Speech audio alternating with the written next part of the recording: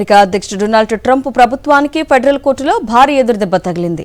Trump ప్రతిష్టాత్మకంగా ప్రకటించిన $180 కోట్ల వివాదాస్పద నిధి ఏర్పాటుపై కోర్టు తాత్కాలిక స్టే విధించింది.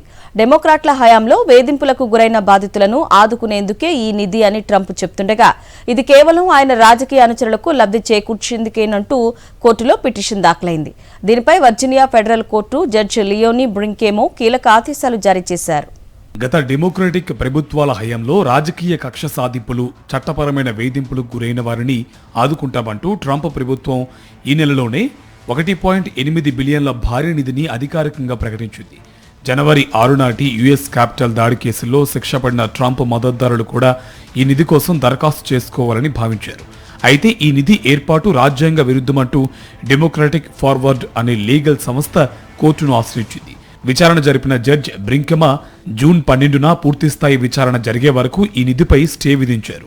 అప్పటి వరకు నిధికి డబ్బు బదిలీ చేయడం, దరఖాస్తులను పరిశీలించడం లేదా పరిహారం పంపిణీ చేయడం లాంటి పనులన్నీ తక్షణమే నిలిపివేయాలని స్పష్టం చేశారు.